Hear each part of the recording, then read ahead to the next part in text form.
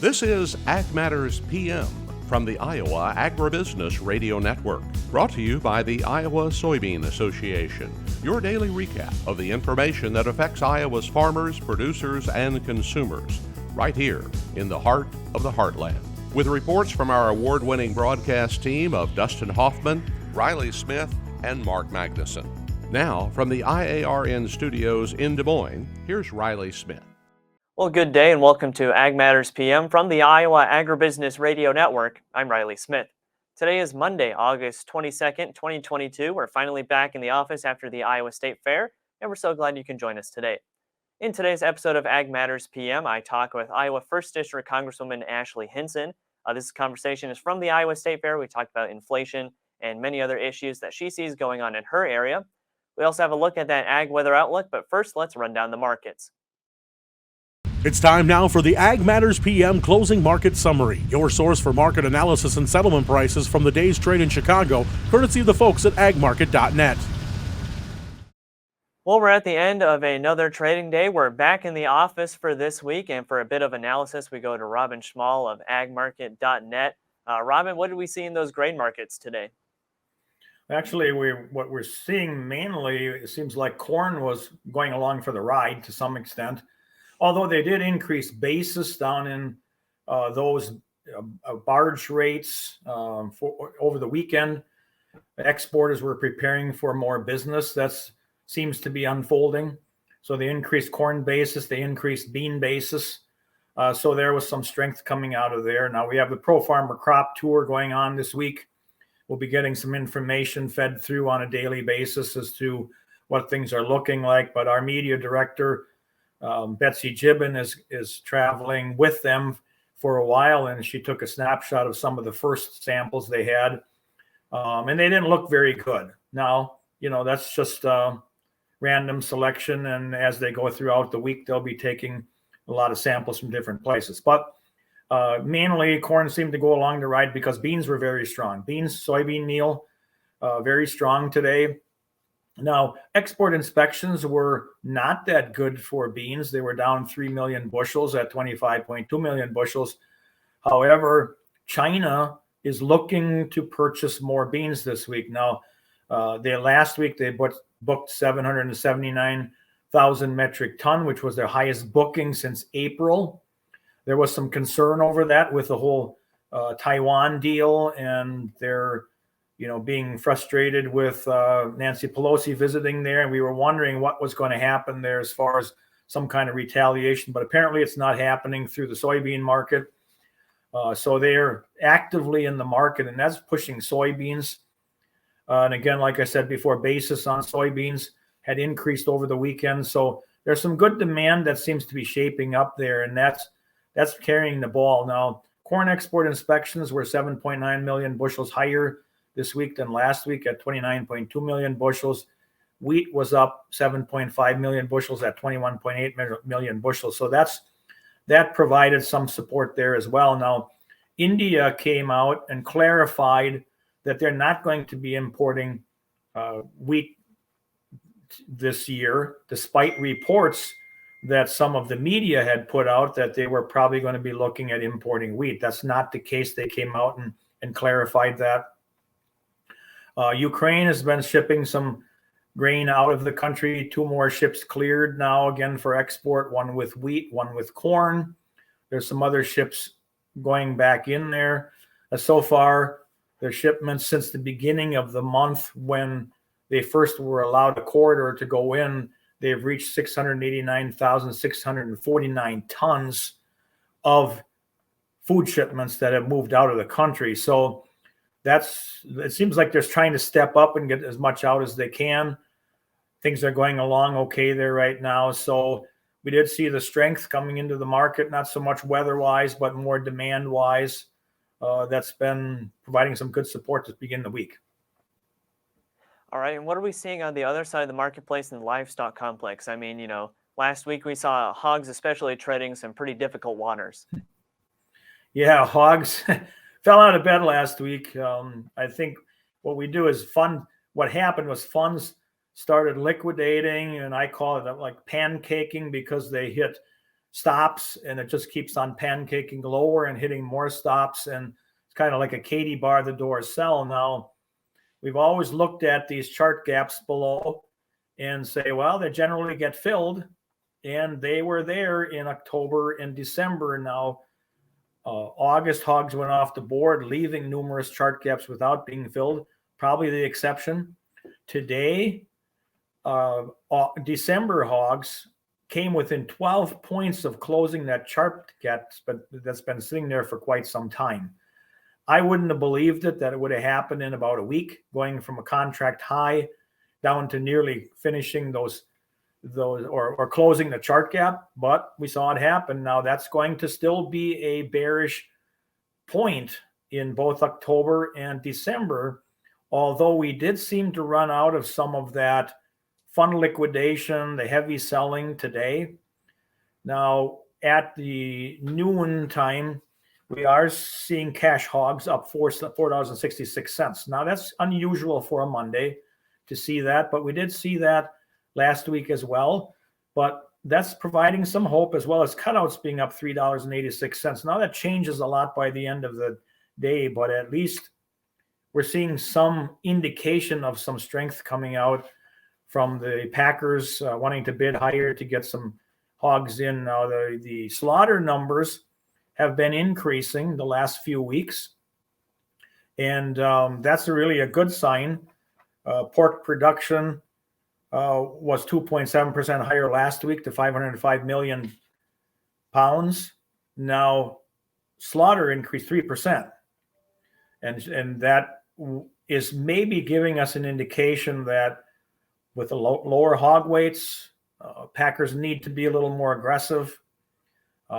Price is down, but that may be a short temporary thing. You know, they reduced some hog speed chain speed for a while because their packer margins were not as great as last year.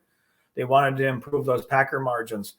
Now we might be seeing a pickup in slaughter, but it will be tough for the futures to really regain a lot in a short period of time. Now, on the livestock side for cattle, it's rumored that some of the cattle processing plants are going to be dark for this Saturday. But prices held well today based on the cattle on feed report. The cattle on feed report was bearish. They had placements in feedlots up 2%. That was above anybody's expectation. That seems to have been a pattern that we've seen over the last number of months. A little bearish as well on the marketings. They were at 96%, and not quite what was expected, about 1% lower than what was expected, but they held well today. So I think the trade is taking that in stride right now. It is, production has been good.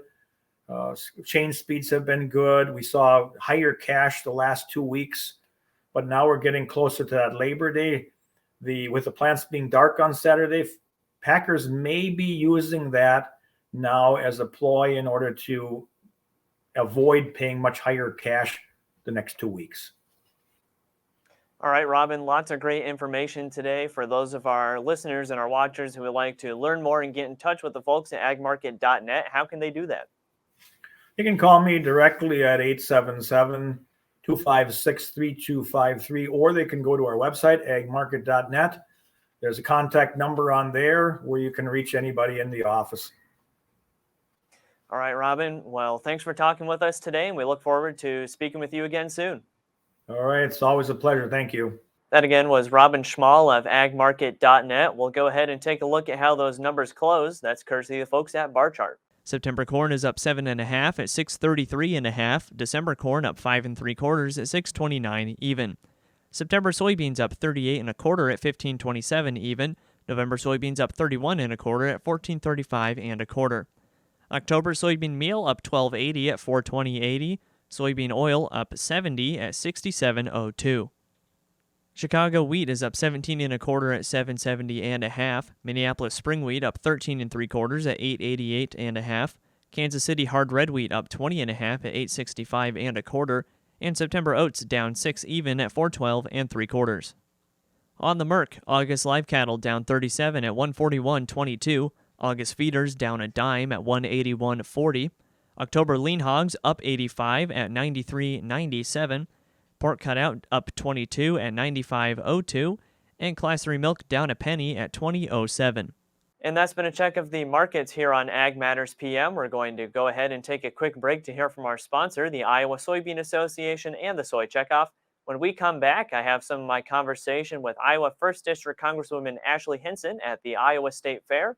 This is Ag Matters PM.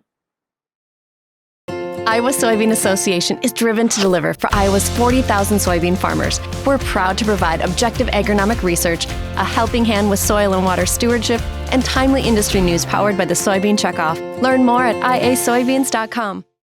Welcome back to Ag Matters PM from the Iowa Agribusiness Radio Network. I'm Riley Smith. Last Friday, I talked with Iowa 1st District Congresswoman Ashley Hinson at the Iowa State Fair. We talked about the Inflation Reduction Act and other issues she's been seeing in her area. We're here at the Iowa State Fair, day 9 of the fair this year, and we're talking with Iowa 1st District Congresswoman Ashley Hinson. First off, great to have you in the tent today. It's so great to be at the Iowa State Fair. I've been looking forward to it since last year, so great to be here with everyone today. Right, fair's a great time every year. So first off today, let's just go ahead and talk about the big topic right now, which is inflation. We've had some legislation coming out about that. What's been going on your side of things? Yeah, well, unfortunately, what we've seen in Washington, D.C. is just an addiction to spending money by the Democrats, and I think the completely wrong policy at the wrong time is to double down when we're in a recession and raise taxes and spend more money, which is exactly what that bill did. So I've been out there talking about it. It adds 87,000 new IRS agents, a lot of tax credits for electric vehicles, and all of that that money's got to come from somewhere. And so I know that they are going to be targeting everyday hardworking Americans making less than $400,000 a year. So I think we should come back to the drawing table, and I know the president signed it this week, but we need to come back to the drawing table and actually work on issues that are going to help solve inflation. Fuel costs are one of the number one things on people's minds right now. Farmers are in the energy business, right? I mean, with all of the input costs going up the way they are, that is driving inflation as well. So we need to do everything we can to embrace that all of the above energy strategy, not target hardworking Americans, and just focus on the issues that everybody's talking about at their kitchen table. Right, of course, and as Iowans, we're all ready for ethanol, and we have the production ready, and it seems like we don't have quite the backing for that yet, and it's just like I said, a little frustrating. We wish we could get there, but it's just not quite there yet. Yeah, well, and we do have a bipartisan biofuels caucus, which that is our job, is to get out there and educate our colleagues on both sides of the aisle about ethanol, about biofuels, and about how it is a great option for consumers. I don't think we can flip the switch and move to electric vehicles overnight. So as we're having the conversations about the combustion engine and how long it's going to be around, I mean, realistically, from what I've seen on the roads, you've got a lot of cars on the road that are older models. You've got a lot of farm equipment that's running on traditional gasoline and petroleum products. It's not something we're going to be able to flip to overnight. So that's where I see our role as being good ambassadors for the industry. And hey, it supports a lot of great paying jobs here in Iowa and around the Midwest, around the country, frankly, on the business side as well. So to me, it seems like a win-win, and we'll keep talking about it ad nauseum in Washington, D.C. Right, and of course, being at the fair, we kind of see, how, or a little bit maybe of where the issue is. It's just there's a disconnect between everybody. Families are becoming further and further removed from the farm. Some are 3 or 4 generations since they've been even connected to a farm. And that's probably where a lot of this issue is coming from. It's not that there's an inherent issue with electric vehicles. We're just not ready for it yet. Right. And that's exactly right. It's about being deliberate and being thoughtful. And again, I think that knee-jerk reactions are never good public policy, but it's been my job to get out there and tell Iowans stories, and that starts with telling the story of rural America. It's why I've been pushing back against destructive policies coming out of states like California, where they seem to think that food does not come from a farm, it comes from the grocery store. So again, I introduced the EATS Act, which I know we talked about last year here at the fair, to spotlight this issue, that they are trying to over-regulate and put our farms out of business. And so we'll continue to fight for Iowa agriculture, whether that's our pork producers, our cattlemen, or our corn growers and soybean growers. Right, and of course as well, you've been touring around the counties in your area recently. What are some of the issues you've been seeing there? Yeah. Well, inflation is the number one thing that comes up, but I've done a lot of Main Street tours and business visits. Still, workforce is a big challenge and supply chain is a huge challenge. I also recently visited a health clinic in Marshalltown, one of the federally qualified health clinics.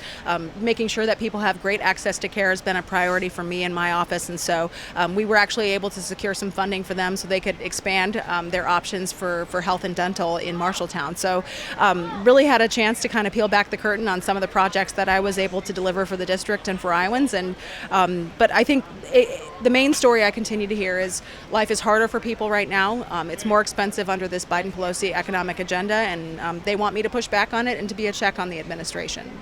Right, and of course, like you mentioned earlier with the bipartisan biofuels caucus, these aren't, partisan issues. These are issues that rural America is facing, and there's no side either way on it. It's just these are things, and we have to deal with them. Right, and I think spotlighting them every chance we get is what we've tried to do. So I'm the only Iowan on the Appropriations Committee. That's a great place to speak up, not only for taxpayers, but for rural America's stories. So whether or not it's the fact that people are having to drive further to get gas, whether it's they're having trouble putting food on the table, or their input costs are so high, they're worried about how they're going to make money next year. Those are the conversations that I continue to have. We're pushing back against the EPA.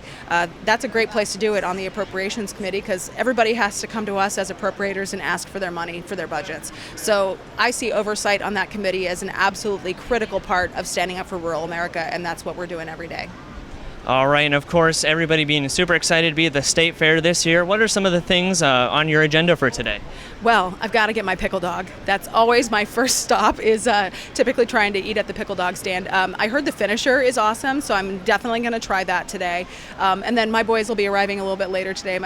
They're 11 and 9, so you talk about the price of bacon going up. We feel that in our house. We go through lots of bacon, but we are going to definitely have the pork belly on a stick. Right, absolutely. Always great things from the pork tent as well. And with those pork producers there, it's just a great time.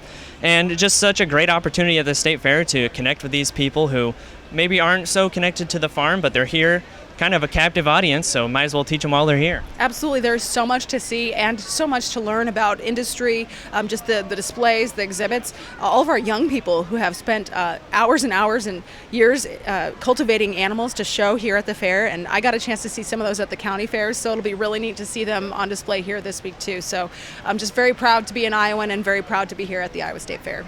Right. No better display of what it's like to be an Iowan than here at the State Fair. So great talking with you today, Congresswoman Hinson. Good luck with the rest of the year and as you continue to work on stuff, and have a good day at the fair. Absolutely. Thanks, Riley, and thanks everybody for watching. That again was Iowa 1st District Congresswoman Ashley Hinson. As for right now, let's go ahead and take a look at that ag weather outlook. Well, this morning it was pretty foggy as we went outside, and that kind of persisted for a little bit, but cleared off throughout the day, and we've just had beautiful conditions for today. Now, for the rest of the week and maybe for the next couple days, it's supposed to get a little warmer, but nothing too bad. So let's go ahead and take a look at what the National Weather Service has in store for the next 24 hours. As you can see from the National Weather Service, you can look forward to some more beautiful summer days. Today, patchy fog started the day across much of the state, then it became mostly sunny. Highs ranged from about 80 to 83. Tonight will be mostly clear to partly cloudy with an isolated shower possible. Lows range from the upper 50s to lower 60s. And tomorrow we'll see mostly sunny skies with highs ranging from the low to upper 80s. And taking a look at the affiliate weather map for tomorrow, Cherokee will be sunny with a high of 88, Shenandoah sunny and a high of 86, Des Moines sunny and 87, Waterloo sunny and 82, Albia sunny and 85, and Clinton, big surprise, sunny and 81. For more detailed forecasts in your part of the state, make sure to check in with your local Iowa Agribusiness Radio Network affiliate. And that's been a check of the Ag Weather Outlook, and that also brings us to the end of this episode of Ag Matters PM. You can find all of our content on our website at iowaagnet.com. You can also follow us on social media at Facebook, TikTok, and Twitter. And you can find all of our video content on our YouTube channel. So don't forget to subscribe and hit the notification bell to see when those videos go live. Don't forget as well our twice free daily market podcasts on Apple, Amazon, Google, Spotify, and Podbean. From the IARN studios in Des Moines, I'm Riley Smith. On behalf of Dustin Huffman and Mark Magnuson, we thank you for watching. This has been Ag Matters PM.